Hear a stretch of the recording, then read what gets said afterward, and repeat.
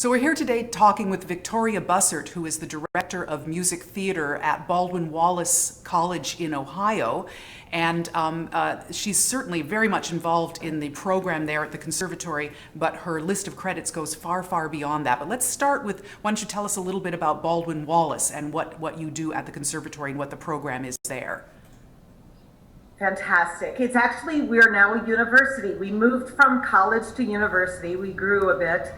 My program is based in the Conservatory of Music, which is very rare these days for music theater programs. Mm-hmm. And we have grown we've actually quadrupled in size from the time that I began 22 years ago. And we train and educate young artists in this art form of musical theater. Fantastic. And I know that you do a lot of outside directing and have gotten very much involved in new works. And I think, would I be right to say that a lot of that has come out of your relationship with the National Alliance for Musical Theater in New York? It absolutely has. We became members of NAMT over 10 years ago and immediately saw an opportunity for us to be able to help nurture writers and help educate students in terms of new works and the excitement of working on new pieces. Yes, and I know that we had a chat earlier with Michael Rubinoff from the Canadian Musical Theatre Project, and I know that Northwestern has the American Musical Theatre Project, so there are more and more universities that are using the resources of their performance majors to help with the development of new works. And how does that work at Baldwin Wallace, both in terms of for the students themselves, what do they get a chance to do, and are you able to bring artists in for residencies and commissions and workshops and all of that? Right, we don't do commissions, we do a new works concert. And I'll give you an example. We did a 20-minute selection from the musical Lizzy, where we had all three writers come in, be there to talk to the students about our 20-minute version in our concert. And then we took it the next step, did a full production. They then did some rewriting. It was then produced in Denmark, and we reproduced it this year in the Ohio Theater downtown, which is a 1,000-seat house. So it's been a real joy to watch that piece grow and develop and literally start with this group of college students. Oh, that's fantastic. And of course, Lizzy, was your first experience with that show when it was presented as part of the Festival of New Musicals at NAMT? Yes, I was able to direct that presentation, and I knew immediately that for college-age students, this was just ripe with opportunities. And it has really helped the students grow. Every student who has been involved with whatever production of Lizzy has grown tremendously as a person, because it is such a unique voice for women. Right, and just to clarify for anyone who doesn't know, Lizzy is I would say a rock version, a very hard-hitting rock version of the story of Lizzie Borden, who axed her parents to death. And I remember seeing it at NAMT the year that you directed it, and I was totally blown away by it. It was so captivating, such an amazing way to tell the story because of the way the score really drives the story.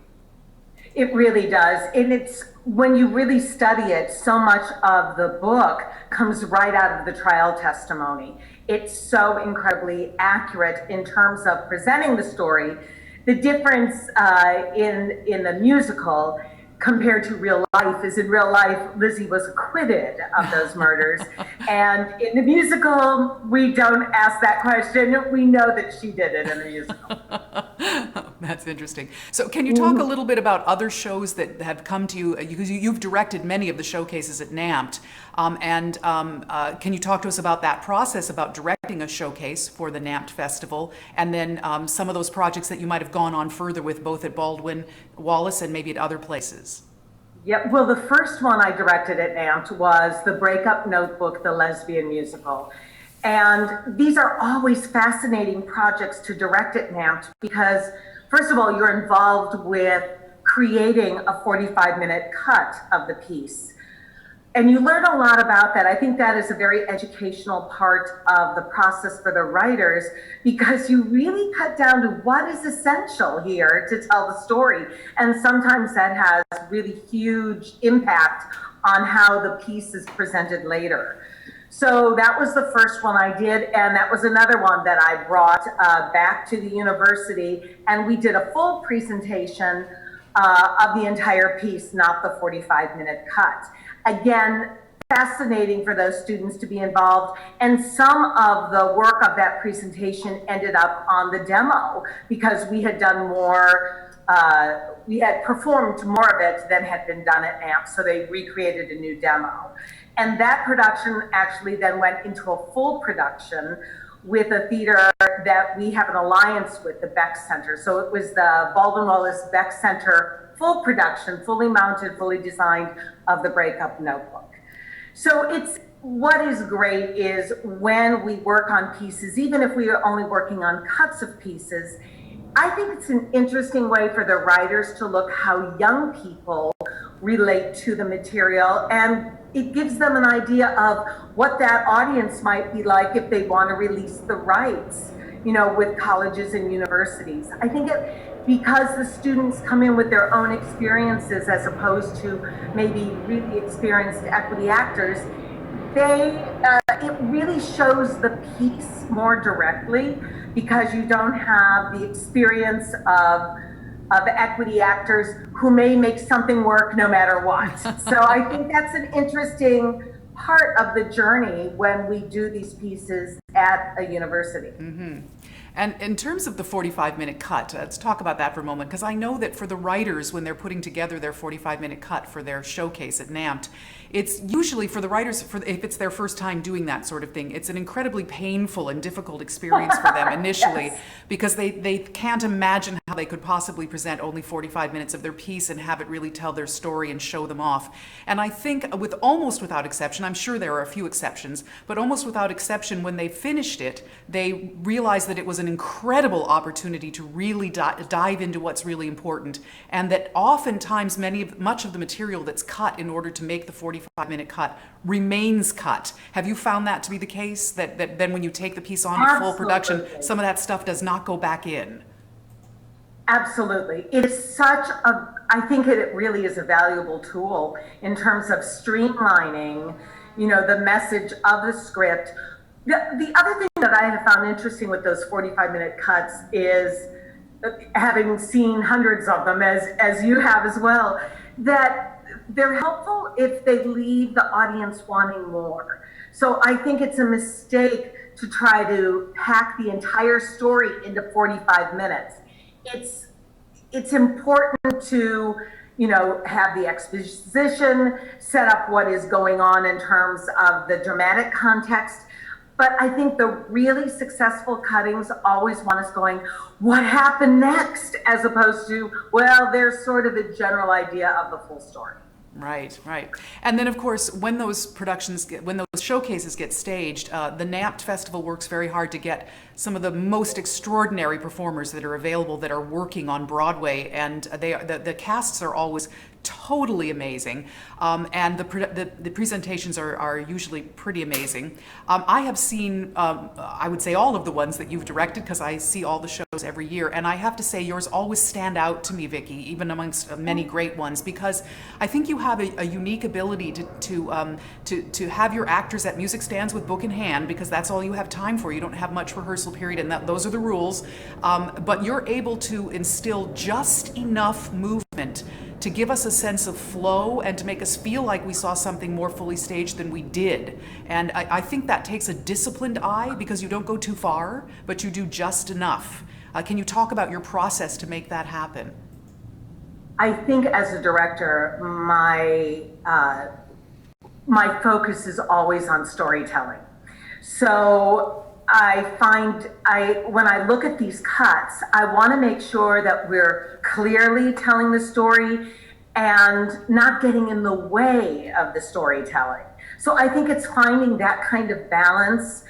You know, a couple years ago, they began the rule of no choreography, which I think is a good rule, because I think when you cross over into what what it can achieve. It is not a full production, but again, you want to create for the listeners what, ideas of what could be a full production. But I stands in scripts, which is part of the equity rules. Yeah, and I would just say that I think you've been able to create things, even if there's just a head turn, particularly timed, or even a closing of the book, that those very small but very designed movements give an illusion of choreography that makes us feel like we're experiencing something bigger than just someone standing at a music stand, without getting in the way of the storytelling. So I think you do an amazing job with that. I appreciate that. I'm a Northwestern grad, and I was fortunate enough to study with Frank Galati in terms of this kind of theater. So I think some of that's just been ingrained in me ever since grad school.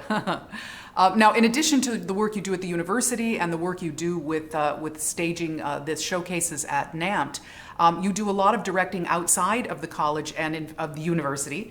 And I'd love to talk to you a little bit in particular about, you've had a wide range of international experiences, and not always in English. And I'd love for you to talk about how all that's come about and how that's affected you as a director. Well, I've been incredibly lucky to partner with Soren Muller at the Fredericia Theater, which in Denmark, yes. Which in the past 5 years has become really one of the key hotbeds in the world of developing new musicals. He is a visionary, and he is passionate about this sort of development. So I have been over there. I've done 3 different shows. One of them I've done several times. So my first show with Soren was Avenue Q. It was the first show of him taking over as artistic director. And I had made the assumption it would be in English. And after I agreed to do it, I found out it would be in Danish, which, although I speak German, I don't speak Danish. So I was immediately told that Soren said everything will be okay. We know how to do this. And they do a very interesting process where they have a translator translate the libretto and the lyrics into Danish, and then they do what is called a back translation. So they translated back from Danish back into English verbatim. So you actually know how it has been adjusted to be able to be sung. Right. It's not so much a problem with the libretto, but lyrics become a real challenge when you have, this number of syllables, or how does this actually fit musically? And it's a very efficient system. All of the actors I've worked with in Denmark have been bilingual, fortunately for me. And they'll help me as well. They'll say, actually, that's not what we're saying on this lyric. This is what's actually being said. So it's a very thorough and helpful process. And after you've done it once, it really isn't problematic. What are some of the other shows that you've done in Danish? I did the Danish premiere of Title of Show, Hunter Bell's musical, and the Danish premiere of Lizzy, which we just remounted this past year and took to London in English. So literally my Danish Lizzy had to relearn the entire show in English to do in London. So. Wow. That must be quite the head trip, especially you've been so involved with Lizzy from seeing it at NAMT, from directing it at NAMT, and you know it so well, you've done it so often, to then have to wrap your brain around the changes in Danish and then back again to English. That must have been quite a trip. It just keeps it fresh, and what was interesting of doing Lizzy in Denmark, nobody knows who Lizzie Borden is. Nobody knows the story, so you're really presenting it on its own without the historical background of Lizzie Borden took an axe. And what was, I think, really informative for all of us is it stood alone beautifully, that you didn't need that historical context to make that piece work. Oh, that's good to know. That's good to know. Yeah. Now, another thing. It actually changed titles. It started as I think, part of the realization of need that entire name is it became Lizzy. Great, that's interesting. Now, I know that one of the other things about the Fredericia Theater is that it has some extraordinary technological advantages. The resources that they have there are, especially because of the way the Danish government supports the arts, are just extraordinary. And I know that Soren's been working on lots of things. It speaks to the future of musical theater with the way that sets are now becoming, LED and holographic and all these things. As a director, how do you work with those kinds of tools? It's extraordinary. It really is. The entire back wall of the theater where I was working was completely LED and technically can do anything. So it becomes, a very cost-effective way of designing, and yet it is overwhelming in the audience. Everything is so immediate. Their production of Hunchback that has moved to Copenhagen, I saw it in Fredericia. It's amazing. You're surrounded literally by LED. You feel like you're in Notre Dame. There is an extraordinary effect where you go from being on the lower level of the church and they take you right up to the bell tower, all with LED and with their sound. The sound design there is so advanced. I've never experienced it anywhere else. I think technically they are so far ahead of the game worldwide. Yes. And it really is the way it's going to go, I think. I think so. Well, that leads me to a question we've been asking everyone we've been interviewing, which is a fantasy question. If you were to wake up tomorrow morning and find that someone had gifted you $100 million to use for the development of new musicals, how would you personally want to spend that money? Wow. I am very happy in sort of my position in the food chain of new musicals. I think I would spend it on developing, I would work with writers. I love that beginning stage. There's an idea, they've written a script, and then taking it to that how do we go from words on a page to the next step of actually visualizing it. I love that. And I think that's probably where a lot of money could be put, is in that in-between stage before it's a proven success. Right, and I think it would be awesome to be able to support writers while they're doing that, because one of their biggest challenges is that it's a rare musical theater writer that can afford to spend full-time writing. And if we could help them afford that, then the long trajectory for developing new musicals might shorten a bit, simply because they could actually devote their time to it. It's so true. I have yet to work with a writer who is not working a day job. So for them to really have that ability, whether a 4-week residency where they're writing and things are being staged so they can see what it's like off the page. Yeah, I think that's a really important piece of the new musical puzzle. True. So to wrap up, Victoria, what I want to ask you is, and this goes along with what we were talking about with the extraordinary resources in Denmark. What do you see as the future of musical theater? And as a second part to the question, what advice would you give to writers who are right now trying to write the musicals of tomorrow? Well, I think the wonderful thing about our art form is there is no one kind of musical. What excites me is the range of musical theater. So I think I would encourage people writing new musicals to write from your heart, write in the styles that appeal to you. There is no one way. There's nothing to copy. It's just keep evolving whatever your creativity inspires. That's what I think is exciting, that we can go from something so eclectic, so far away on the rock spectrum, or we can go the opposite direction into legit opera spectrum and everything in between. So I think the best advice is don't try to fit into what you think musical theater is, and just write what you love. Start there. Great, wonderful advice. Thank you, Victoria, and thank you for all that you do to help with the development of new musicals, and we'll be watching to see what's next and what other languages you'll be directing in. Thank you so much. It's been a pleasure. Thanks for spending time with us, and bye-bye. Sure. Bye-bye.